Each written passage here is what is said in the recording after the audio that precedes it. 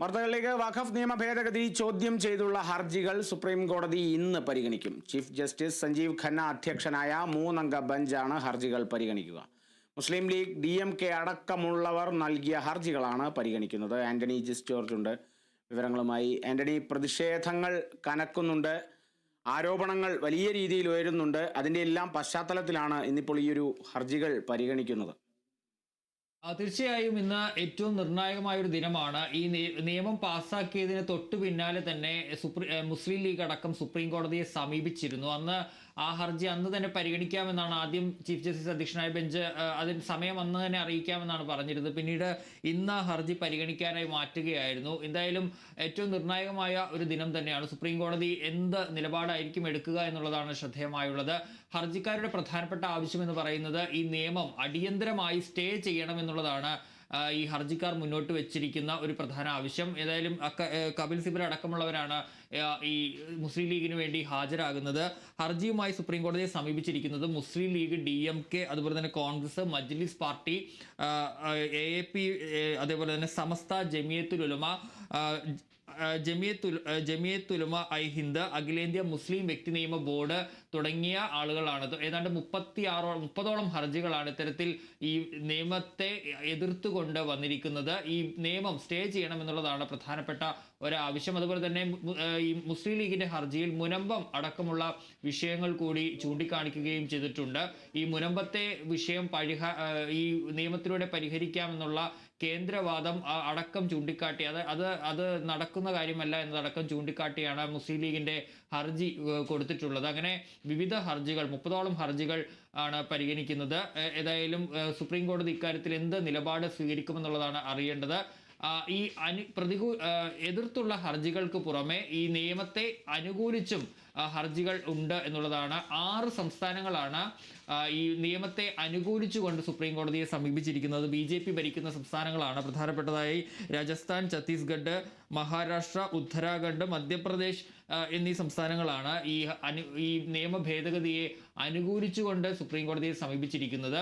അവർ ഈ നിയമം തുടരണം എന്നുള്ള ഒരു നിലപാടാണ് സ്വീകരിക്കുന്നത്. ഏതായാലും ഈ എതിർക്കുന്ന ഹർജിക്കാർ ഈ സ്റ്റേ ചെയ്യണമെന്നൊരു ആവശ്യം ഉയർത്തിയാൽ അതിനെ എതിർക്കാനാണ് ഈ സംസ്ഥാനങ്ങളുടെ ഒരു തീരുമാനം എന്ന് പറയുന്നത്. ഏതായാലും കേന്ദ്ര സർക്കാരും സുപ്രീം കോടതിയെ സമീപിച്ചിട്ടുണ്ട്. അത് ഒരു തടസ്സ ഹർജിയുമായാണ്. തങ്ങളുടെ വാദം കേൾക്കാതെ ഒരു തരത്തിലുമുള്ള ഉത്തരവുകളും പുറപ്പെടുവിക്കരുതെന്ന് ചൂണ്ടിക്കാട്ടി കേന്ദ്ര സർക്കാരും സുപ്രീം കോടതിയെ തടസ്സ ഹർജിയുമായി സമീപിച്ചിട്ടുണ്ട്. ഏതായാലും ചീഫ് ജസ്റ്റിസ് സഞ്ജീവ് ഖന്ന അധ്യക്ഷനായ 3-അംഗ ബെഞ്ചാണ് ഈ ഹർജി പരിഗണിക്കുന്നത്. ജസ്റ്റിസ് സഞ്ജയ് കുമാർ, KV വിശ്വനാഥൻ എന്നിവരാണ് ഈ ബെഞ്ചിലെ മറ്റ് അംഗങ്ങൾ. ആന്റണി, വഖഫിനെ സംബന്ധിച്ച് മുനമ്പത്തേക്ക് എത്തുമ്പോൾ ഈ മുനമ്പം അടക്കം ഈ ഒരു വഖഫ് നിയമ ഭേദഗതി വന്നതിന് ശേഷം വലിയ രീതിയിൽ ചർച്ചയായിട്ടുണ്ട്. ഇപ്പോഴും അത് ചർച്ചയാകുന്നുണ്ട്. കഴിഞ്ഞ ദിവസം കേന്ദ്രമന്ത്രി മുനമ്പത്തെത്തിയിട്ട് പറഞ്ഞത് ഇനിയൊരു മുനമ്പം ആവർത്തിക്കില്ല എന്നുള്ളതാണ്. അതായത് വഖഫ് നിയമ ഭേദഗതി മുനമ്പംകാർക്ക് ആവശ്യമാണ് എന്നുള്ളതാണ്. അതേസമയം മുനമ്പത്തും മറ്റൊരു രീതിയിൽ പ്രതിഷേധങ്ങൾ അല്ലെങ്കിൽ ആരോപണങ്ങളൊക്കെ കൃത്യമായി വരുന്നുണ്ട്. ഇത് എത്തരത്തിലായിരിക്കും പരിഗണിക്കുക എന്നുള്ളതും കൂടിയാണ് നമുക്ക് ഇനി അങ്ങോട്ടുള്ള ദിവസങ്ങളിൽ കണ്ടറിയേണ്ടത്, അല്ലേ? തീർച്ചയായും ഈ കേന്ദ്ര സർക്കാർ അടക്കം ഉന്നയിക്കുന്ന ഒരു വാദം എന്ന് പറയുന്നത് ഈ വഖഫ് നിയമ ഭേദഗതി ബില്ല് അത് ഈ സാധാരണക്കാരായ മുസ്ലിങ്ങൾക്ക് വേണ്ടിയാണ്. അത് മുസ്ലിം വിരുദ്ധമായ ഒരു ബില്ലല്ല. സാധാരണക്കാരായ മുസ്ലിങ്ങൾക്ക് വേണ്ടി, അതുപോലെ തന്നെ സമത്വം ഉറപ്പാക്കുന്നതിന് വേണ്ടി, സ്ത്രീകളുടെ പ്രാതിനിധ്യം ഉറപ്പാക്കുന്നതിന് വേണ്ടിയൊക്കെയാണ് ഈ ബില്ല്, അല്ലെങ്കിൽ ക്ഷമിക്കണം, ഇപ്പോൾ അത് നിയമം കൊണ്ടുവന്നത്, നിയമം ഭേദഗതി ചെയ്തത് എന്നുള്ളതാണ് കേന്ദ്ര സർക്കാർ അടക്കം പറയുന്നത്. അതുപോലെ തന്നെ നമുക്കറിയാം മുനമ്പം വിഷയം കഴിഞ്ഞ കുറേ കാലങ്ങളായി നിൽക്കുന്നതാണ്. അപ്പോൾ ഈ മുനമ്പത്തെ പ്രശ്നത്തിനടക്കം പരിഹാരമാകുമെന്നുള്ളതാണ്. അതായത് ഈ കോടതിയിൽ ഇതിനെ ചോദ്യം ചെയ്യാനടക്കം ഈ വഖഫ് ട്രിബ്യൂണൽ അടക്കം എടുക്കുന്ന, അല്ലെങ്കിൽ വഖഫ് ബോർഡ് എടുക്കുന്ന തീരുമാനത്തെ കോടതിയിലടക്കം ചോദ്യം ചെയ്യാൻ കഴിയും എന്നുള്ളൊരു ക്ലോസ് ഒക്കെ ഈ നിയമത്തിലുണ്ട്. അപ്പോൾ അത്തരം കാര്യങ്ങളിൽ ഈ മുനമ്പം വിഷയത്തിലടക്കം പരിഹാരമാകുമെന്നുള്ളതാണ് കേന്ദ്ര സർക്കാർ അടക്കം ഇക്കാര്യത്തിൽ, അല്ലെങ്കിൽ BJP അടക്കം പറയുന്നത്. അതേസമയം ഈ ഹർജിക്കാർ പ്രധാനമായും ഈ പറയുന്ന ഈ എതിർക്കുന്ന ആളുകൾ പറയുന്നത് ഇത് ഈ മറ്റ് ലക്ഷ്യങ്ങളോട് കൂടിയാണ് ഈ നിയമ ഭേദഗതി എന്നുള്ളതാണ്. അതിൽ അവരുടെ അവകാശങ്ങൾക്ക് മേലുള്ള കടന്നുകയറ്റം അടക്കമുള്ള കാര്യങ്ങളാണ്. മാത്രമല്ല ഈ മുനമ്പം വിഷയം അടക്കം അതിൽ കൊണ്ട് പരിഹാരമാകില്ല എന്നുള്ളതാണ് ഈ ഹർജിക്കാരടക്കം ചൂണ്ടിക്കാണിക്കുന്നത്. കാരണം മുൻകാല പ്രാബല്യം അതിനില്ല എന്നുള്ള ഒരു വാദമാണ് ഉയർത്തുന്നത്. അത്തരത്തിൽ ഈ വിഷയത്തെ അല്ലെങ്കിൽ ഇത് വേറൊരു മതവിഭാഗത്തെ ലക്ഷ്യമിട്ടുള്ള ഒരു ഭേദഗതി മാത്രമാണ്, അതിൽ കൂടാനുള്ള കയറുകാനുള്ള ഒരു ശ്രമത്തിന്റെ ഭാഗമാണ് എന്നുള്ളതാണ് ഈ എതിർ വിഭാഗം ഉന്നയിക്കുന്നത്. ഏതായാലും സുപ്രീം കോടതിയുടെ തീരുമാനം ഇതിൽ ഏറ്റവും നിർണായകമാണ്. ഇപ്പോൾ നിയമം ആയ സാഹചര്യത്തിൽ സുപ്രീം കോടതി ഇനി ഇതിൽ എന്താണ് എടുക്കുന്ന നിലപാട് എന്നുള്ളതാണ്. ഏതായാലും കോടതി വിശദമായി തന്നെ വാദം കേൾക്കാനുള്ള സാഹചര്യമാണ് നിലവിലുള്ളത്.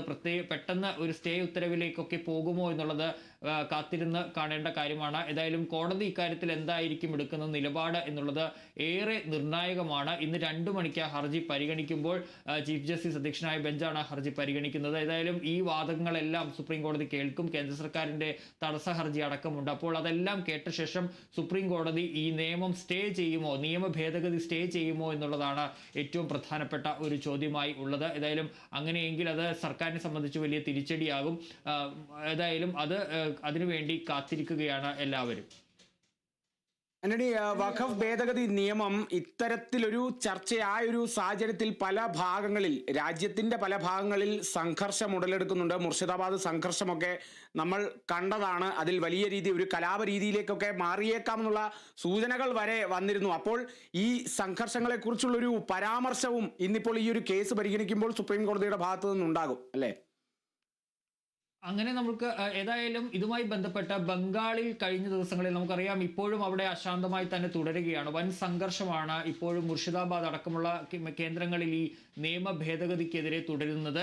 ഇതടക്കം ഒരുപക്ഷെ സുപ്രീം കോടതിയിൽ സ്വാഭാവികമായും അഭിഭാഷകരടക്കം അത് ഉന്നയിക്കാനുള്ള സാഹചര്യം ഉണ്ട്. ഈ ഹർജിക്കാരടക്കം ഇക്കാര്യം ചൂണ്ടിക്കാണിക്കും. ഈ പ്രതിഷേധം അടക്കം എന്തായാലും ചൂണ്ടിക്കാണിക്കും എന്നുള്ള കാര്യം ഉറപ്പാണ്. ഏതായാലും കോടതി അതിൽ നിലപാട് പറയുമോ എന്നുള്ളത് കോടതിയാണ്, അത് നമുക്കറിയാൻ കഴിയില്ല. ഏതായാലും ഇക്കാര്യങ്ങൾ അടക്കം ചൂണ്ടിക്കാട്ടിയുള്ള ഒരു ഹർജിയായിരിക്കും ഉണ്ടാവുക.